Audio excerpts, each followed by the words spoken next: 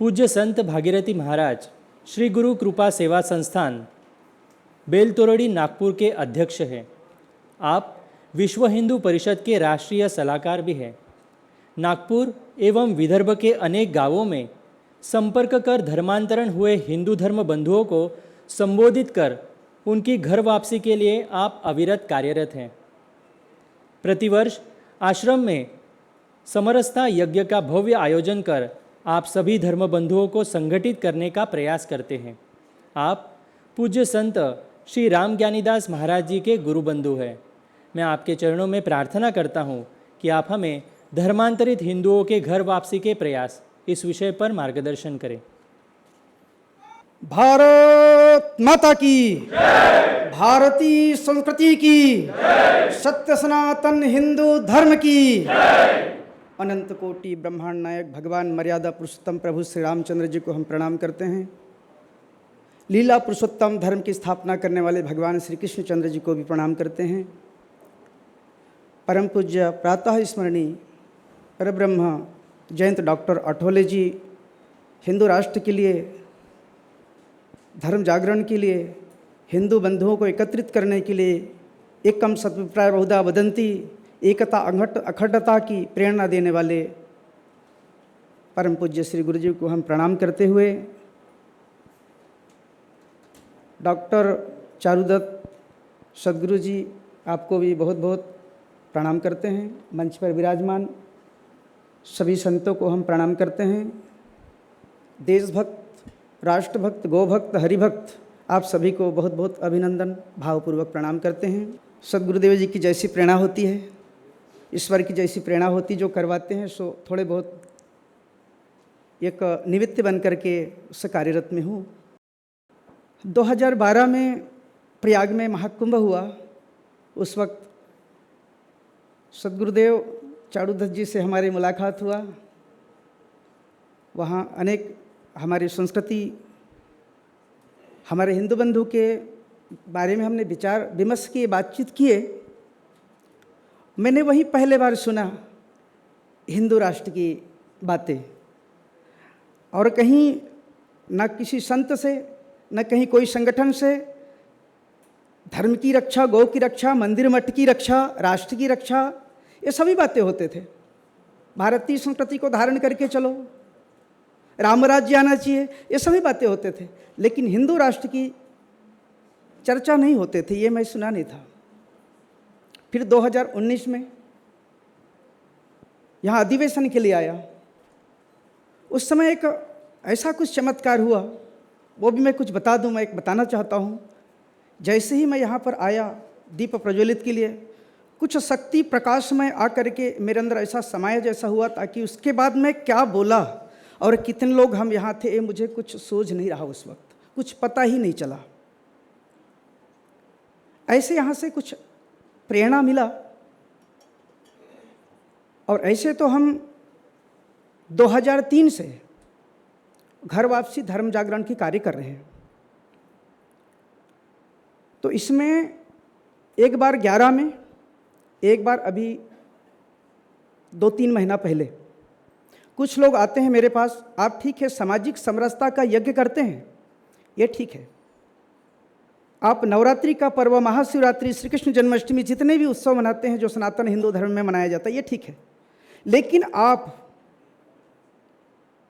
जो सनातन धर्म की बात करते हैं, घर वापसी की बात करते हैं, ये घर वापसी का बात करना बंद कर दो। और कुछ बैग में कुछ नोटें लेके आए थे, बोले इसमें 21 लाख रुपए है, ये आप रखिए और बस यज्ञ बढ़िया कीजिए, जो भी आपका अनुष्ठान है वो कीजिए, लेकिन घर वापसी बंद कर दीजिए। हमने कहा धन्यवाद, आपका अपने पास रख दीजिए। जिस दिन मुझे राष्ट्र के लिए, देश के लिए ज़रूरत पड़ेगी, जिनको आवश्यकता होगा तो उनको मैं आपका पता दे दूंगा, उनको दे देना, ये मुझे नहीं चाहिए।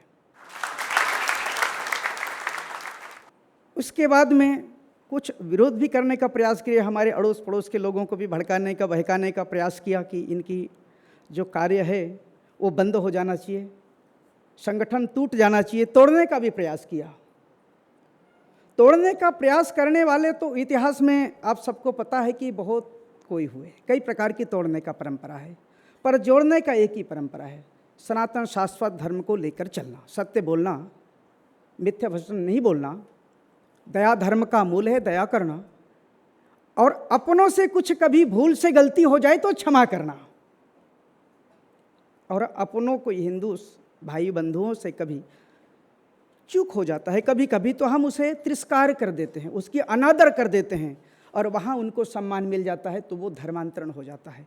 अभी कोरोना काल में हमारे सनातन धर्म के मानने वाले अनेक संगठन हैं, जैसे आरएसएस, विश्व हिंदू परिषद, हमारे हिंदू जन जागृति समिति, कोई आश्रम ट्रस्ट समिति, ऐसे बहुत से हमारे हिंदू धर्म को मानने वाले समितियां हैं। उन्होंने किट बांटे, बहुत प्रकार की जो व्यवस्था करना चाहिए समाज को वो किए। उस समय कोई लेबल नहीं छपा हुआ था, तो वो लोग जाकर मिलते हैं कि हमने जो आपको सामग्री भिजवाई थी वो मिले? वो कहते हाँ मिले, क्योंकि उसमें कुछ लिखा ही नहीं है। तो ऐसे इस प्रकार से धर्मांतरण किए हुए थे, और केवल नागपुर में नहीं, पूरे विदर्भ प्रांत में हमने घर वापसी का कार्य किया। तो ये उनको पता चलते हैं, इसलिए वो रोकने का काम करते हैं। लेकिन हमने कहा मीरा को, सबरी को, ध्रुव को, प्रहलाद को, रविदास को, तुलसीदास को, कबीरदास को, जहाँ तक हनुमान जी को वो रोकने का प्रयास करते हैं, सिंहिका आते हैं बीच में, लंकनी आते हैं बीच में, सुरसा आते हैं बीच में, लेकिन हनुमान जी रुकते नहीं हैं। अरे हनुमान जी नहीं तो कुछ उनके कुछ परसेंट को तो लेकर हम चल सकते हैं, कोई बात नहीं। भगवान राम 14 वर्ष के वनवास काल में आदिवासी, बनवासी, पतित, दलित ऐसे जिनको कहते थे उनको गले से लगाते चले। भगवान राम जोड़ने का काम किया, तो जब हम जय श्री राम कहते हैं, जय सिया राम कहते हैं, तो राम जी का पवित्र चरित्र हमें याद आना चाहिए। भगवान राम मर्यादा पुरुषोत्तम है, मर्यादा से कैसे जीवन जीना चाहिए वह हमें सिखाते हैं। और हमारे इस भारत में ऐसे ऐसे वीर अवतार लिए, महापुरुषों का अवतार हुआ, और इसीलिए हमारे भारत भूमि को मातृभूमि कहा जाता है, माँ की दर्जा मिला है। आपने रूस माता, इंग्लैंड माता, जर्मन माता, पाकिस्तान माता नहीं सुने, लेकिन भारत माता है, जिसको हम भारत माता की जय कहते हैं। इस भारत भूमि में हमारा जन्म हुआ है, तो हमें हमारे भारतीय संस्कृति को धारण करके, चाहे हमारे, देखिए आपको तो इतिहास पता है, हमारे राजगुरु सुखदेव, भगत सिंह ये फांसी स्वीकार करते हैं, लेकिन अपने धर्म को नहीं छोड़ते हैं। तो हम थोड़ी सी कागज के टुकड़ों के लिए हम अपने धर्म को, अपने सनातन को छोड़ देते हैं, तो हमसे बड़ा धर्मद्रोही कौन होगा। तो हमने अपने सनातन धर्म के लिए, जैसे एक बीज को खेती में डाला जाता है, अपना अस्तित्व मिटा देता है और वहाँ से अंकुरित होकर के फिर अनेक फल देता है। इस प्रकार से मैं मिट जाऊँ तो मिट जाऊँ, लेकिन मेरे धर्म नहीं मिटना चाहिए, मेरे समान और कईयों को बनाकर मैंने जाना चाहिए, ऐसे संकल्प लेना चाहिए। तो हमने गांव गांव गए, वनवासी क्षेत्र में गए, तो वहाँ हमने 2-4 को पकड़े और पकड़ करके उनको कहा कि आप लोग वापस आ जाइए, कल पछताना पड़ेगा, क्योंकि कल आने वाले समय में हिंदू राष्ट्र होने वाला है। हिंदू राष्ट्र की चर्चा आप हम किए थे। मैंने कहा हिंदू राष्ट्र होने वाले बहुत जल्दी, फिर आप लोगों का कोई सुख और सुविधा नहीं, सब छीन लिया जाएगा, बहुत पछताओगे, इसलिए वापस आ जाइए। आप अभी धर्मांतरण नहीं हुए, हमने कहा उनको सम्मान के साथ, आपका धर्मांतरण नहीं हुआ, आपने यात्रा करने के लिए निकले थे, आपने यात्रा में कई प्रकार के लोगों का दर्शन किए, कई प्रकार की चखने को चीज़ें मिली, कई प्रकार के देखने को भी मिले, उसमें आपको आनंद नहीं आया, अपना ही शाश्वत सनातन धर्म ठीक लगा, इसलिए आप खुद होकर वापस आए हैं। वापस लाने के बाद भी हमने कहा आप खुद वापस आए हैं, हमने लाया नहीं, और आप औरों को भी लाइए। एक व्यक्ति सनातन धर्म से छूट जाता है, बिखर जाता है, अलग हो जाता है, उसे सनातन धर्म से जोड़ देने से, एक व्यक्ति को जोड़ने से एक मंदिर बनाने का और एक मंदिर में भंडारण कराने का पुण्य ऐसी सहज में प्राप्त हो जाता है, ऐसा हमने कहा। ऐसे ही एक परिवार में फूट हो गया हो, अभी नाना पंथ आने के कारण एक अलग पंथ में चला गया, एक अलग पंथ में घर में ही 4-5 पार्टी हो जाती है। अब घर में ही एकता नहीं तो गांव में और समाज में, देश में कहाँ सी एकता। तो हमने कहा एक घर में फूट हो गया हो, उसको अगर जोड़ देते हैं सनातन धर्म से, तो एक धाम करने का और एक धाम में भंडारण कराने का पुण्य ऐसे ही सहजता मिल जाएगी। फिर हमने कहा गांव में भी इसी प्रकार से, एक गांव में 2 मंदिर, 3 मंदिर। यहाँ महाराष्ट्र में हम देखते हैं तो 10-10 गणेश जी को बिठाए जाते हैं। और गणेश जी बिठाने का परंपरा क्या था कि हमारे देश में एकता अखंडता टूट गई थी, हिंदुओं को एक साथ बैठने नहीं देते थे।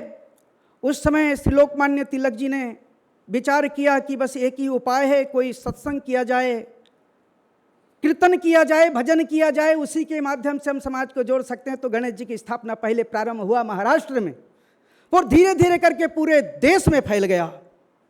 और वहाँ संतों को बुलाना, संतों का प्रवचन सुनना, रामायण कथा होना, भागवत कथा होना, इस प्रकार से समाज को एकता करने का एक मार्ग उन्होंने लाया।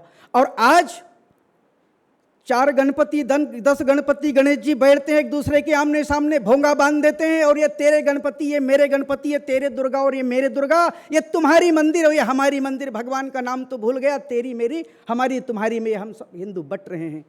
तो एक तो मंदिर बनाने से पुण्य भी हो सकता है और मंदिर बनाने से पाप भी हो सकता है। अगर 3-3 4-4 एक ही कॉलोनी एक ही गांव में बनाए और समाज में विषमता आए, फूट हो जाए, तो मंदिर बनाने के क्या लाभ है। तो हमने कहा कि एक व्यक्ति अगर धर्म से विमुख हो गया हो, सनातन धर्म को छोड़कर चला गया हो, अगर उसे हम पुनः वापस ले आते हैं तो एक मंदिर बनाने का पुण्य तो ऐसे ही मिल जाएगा। तो इस प्रकार से कार्य को प्रारंभ किए। ऐसे आप लोगों का आशीर्वाद और बना रहेगा, आगे और प्रयास करेंगे।